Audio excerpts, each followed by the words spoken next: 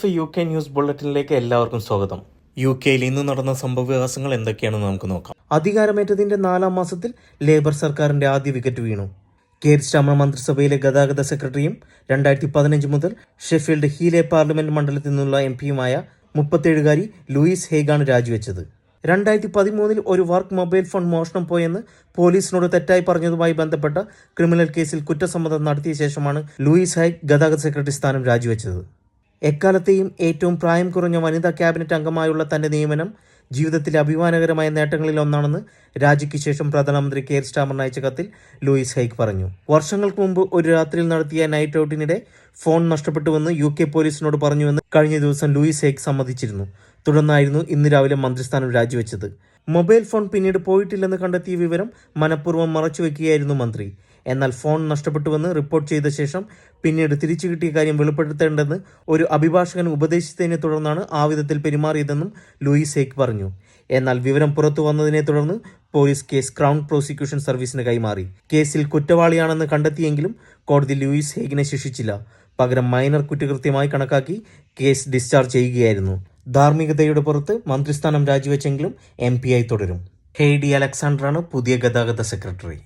ചരിത്രപരമായ നിയമമാറ്റത്തിന് വഴിയൊരുക്കുന്ന വോട്ടെടുപ്പിൽ ഇംഗ്ലണ്ടിലും വെയിൽസിലും assisted dying നിയമവിധേയമാക്കാനുള്ള നിർദ്ദേശങ്ങളെ MP-മാർ പിന്തുണച്ചു പാസാക്കി.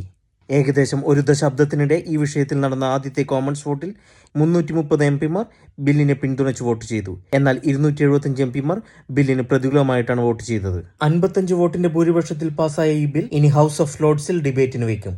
മരണത്തിന് വൈദ്യസഹായം നേടാൻ നിലവിലെ നിയമപ്രകാരം ബ്രിട്ടനിൽ വ്യവസ്ഥയില്ല. എന്നാൽ പുതിയ നിയമം പ്രാബല്യത്തിലാകുന്നതോടെ ഇത് സാധ്യമാകും. 6 മാസത്തിനുള്ളിൽ മരിക്കുമെന്ന് പ്രതീക്ഷിക്കുന്ന മാരകരോഗമുള്ള മുതിർന്നവർക്ക് സ്വന്തം ജീവിതം അവസാനിപ്പിക്കാൻ സഹായം തേടാൻ അനുവദിക്കുന്ന ബില്ലാണ് അസിസ്റ്റഡ് ഡൈയിങ് ബിൽ. ബിൽ നിയമമാക്കുന്നതിന് മുമ്പ് പാർലമെന്റിന്റെ ഇരുസഭകളുടെയും അംഗീകാരം ആവശ്യമാണ്. 4 മണിക്കൂറിലധികം നീണ്ടുനിന്ന വൈകാരിക സംവാദത്തിനൊടുവിലാണ് ബിൽ പാസ്സായത്. 160-ലധികം MP-മാർ സംസാരിക്കാൻ അഭ്യർത്ഥിച്ചെങ്കിലും സമയപരിധി കാരണം വളരെ കുറച്ചു പേർക്ക് മാത്രമാണ് അവസരം ലഭിച്ചത്.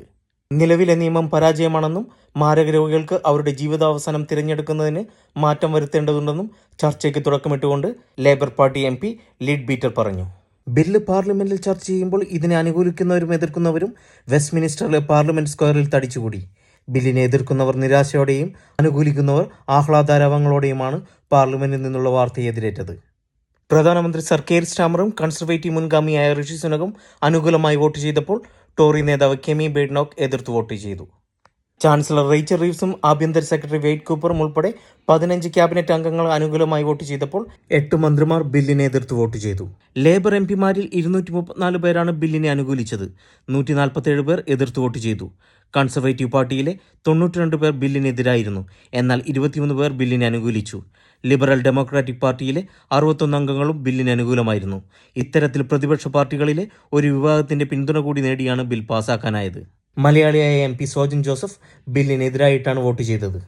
വർഷങ്ങൾക്ക് മുമ്പ് പലരാൽ കൈമറിഞ്ഞ് UK-യിലെത്തിയ കോടികൾ വിലയുള്ള വിഗ്രഹം തിരിച്ചുപിടിച്ച് തമിഴ്നാട് പോലീസ്. UK-യിലെ ഓക്സ്ഫോർഡ് സർവകലാശാല മ്യൂസിയത്തിലെത്തിയ തിരുമങ്കൈ ആഴ്വാർ വെങ്കല വിഗ്രഹമാണ് തമിഴ്നാടിന്റെ അഭ്യർത്ഥന പ്രകാരം തിരിച്ചെത്തിക്കുന്നത്. തഞ്ചാവൂർ ജില്ലയിലെ സൗന്ദര്യരാജ പെരുമാൾ ക്ഷേത്രത്തിലെയാണ് തിരുമങ്കൈ ആഴ്വാർ വെങ്കല വിഗ്രഹം. 1950-നും 1967-നും ഇടയിൽ മോഷണം പോയ 4 വിഗ്രഹങ്ങളിൽ ഒന്നാണിത്. പിന്നീട് ഇത് UK-യിലേക്ക് എത്തുകയായിരുന്നു. ഓക്സ്ഫോർഡ് സർവകലാശാലയുടെ മ്യൂസിയത്തിലാണ് വിഗ്രഹം ഇപ്പോഴുള്ളത്. 1967-ൽ മ്യൂസിയം വിഗ്രഹം സ്വന്തമാക്കിയെന്നാണ് രേഖകൾ. 2020-ലാണ് വിഗ്രഹം മോഷ്ടിച്ചതായി കണ്ടെത്തി കേസെടുത്തത്.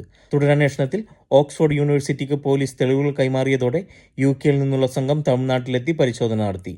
ഇതോടെ ആരാധനയ്ക്കായി വിഗ്രഹം വിട്ടുനൽകാമെന്ന് സർവകലാശാല പോലീസിനെ അറിയിച്ചു. വിഗ്രഹം തിരിച്ചെത്തിക്കാനുള്ള ചെലവും സർവകലാശാല വഹിക്കും. മതന്യൂനപക്ഷങ്ങൾ ഈ രീതിയിൽ പീഡിക്കപ്പെടുന്നത് അംഗീകരിക്കാനാവില്ലെന്ന് പറഞ്ഞ് ബംഗ്ലാദേശിൽ ഹിന്ദുക്കൾക്കെതിരായ ആക്രമണത്തെയും ചിന്മയ് ദാസിന്റെ അറസ്റ്റിനെയും ബ്രിട്ടീഷ് MP ബോബ് ബ്ലാക്ക്മാൻ അപലപിച്ചു. UK പാർലമെന്റിനെ അഭിസംബോധന ചെയ്യവേ ബംഗ്ലാദേശിലുടനീളമുള്ള ഹിന്ദുക്കൾ അവരുടെ വീടുകൾ കത്തിച്ചും ക്ഷേത്രങ്ങൾ കത്തിച്ചും അക്ഷരാർത്ഥത്തിൽ മരണത്തിന് വിധേയരാകുന്നുവെന്ന് ബ്ലാക്ക്മാൻ പറഞ്ഞു. ബംഗ്ലാദേശിൽ ഏത് ഭരണമാറ്റമുണ്ടായാലും മതന്യൂനപക്ഷങ്ങൾ പീഡിക്കപ്പെടുന്നത് അംഗീകരിക്കാനാവില്ലെന്ന് MP പറഞ്ഞു. ബ്രിട്ടനിലെ കെന്റ് ഹിന്ദു സമാജവും കെന്റ് അയ്യപ്പ ടെമ്പിളും സംയുക്തമായി നടത്തുന്ന അയ്യപ്പ പൂജ 12ാം വർഷത്തിലേക്ക് 2024 നവംബർ 30 ശനിയാഴ്ച വൈകുന്നേരം 5 മുതൽ 10 വരെ കെന്റിലെ ജില്ലിംഗ്ഹാമിലുള്ള ബ്രോംപ്ടൺ വെസ്റ്റ്ബ്രൂക്ക് പ്രൈമറി സ്കൂൾ ഹാളിൽ വെച്ചാണ് ചടങ്ങുകൾ നടത്തപ്പെടുന്നത്.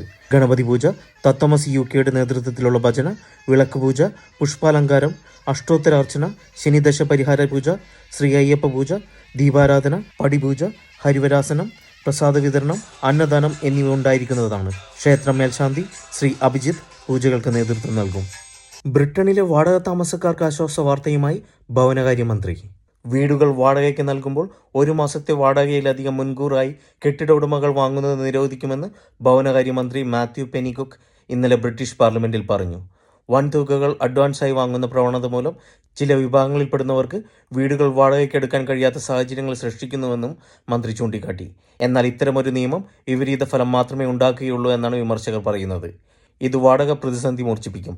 വെല്ലുവിളികൾ ഉയർത്തുന്ന വാടകക്കാർക്കെതിരെ വീട്ടുടമകൾക്ക് സ്വയം പ്രതിരോധം തീർക്കുന്നതിനുള്ള അവസരം ഇല്ലാതെയാക്കുന്നുവെന്നും അവർ പറയുന്നു. വാടകക്കാർ വാടക നൽകാതിരിക്കുകയോ ഗ്യാരണ്ടറുമായി ബന്ധപ്പെടാൻ സാഹചര്യമില്ലാതെ വരികയോ ചെയ്യുന്ന സാഹചര്യത്തിൽ വീട്ടുടമകൾക്ക് രക്ഷയാകുന്നത് മുൻകൂറായി വാങ്ങുന്ന തുകയാണെന്നും അവർ ചൂണ്ടിക്കാട്ടുന്നു. ഇപ്പോൾ മുൻകൂർ തുകയ്ക്ക് പരിമിതികൾ ഏർപ്പെടുത്തുന്നത് ബ്രിട്ടനിലെ വാടക വിപണിയിൽ നിന്നും ഒരുപാട് പേരെ ഒഴിവാക്കാൻ ഉപകരിക്കുമെന്നാണ് എസ്റ്റേറ്റ് ഏജന്റുമാരും വീട്ടുടമകൾക്ക് വിവിധ സേവനങ്ങൾ നൽകുന്നവരും പറയുന്നത്. ഇതിന് വിപരീതമായി കഴിഞ്ഞ സർക്കാർ കൊണ്ടുവന്ന വാടക പരിഷ്കരണ ബില്ലിൽ 5 ആഴ്ചയിലധികം വാടക മുൻകൂറായി വാങ്ങുന്നത് നിരോധിക്കണമെന്നുള്ള ഒരു ഭേദഗതി അന്ന് ഷാഡോ ഭവനകാര്യമന്ത്രിയായിരുന്ന പെനിക്ക് കൊണ്ടുവന്നിരുന്നു. അന്ന് അത് ബില്ലിന്റെ ഭാഗമായില്ല.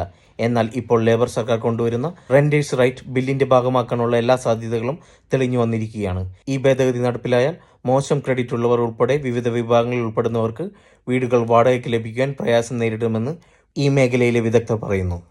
കൂടുതൽ UK, യൂറോപ്പ്, USA, ഓസ്ട്രേലിയൻ വാർത്തകൾക്കായി ചാനൽ ദയവായി സബ്സ്ക്രൈബ് ചെയ്യുക.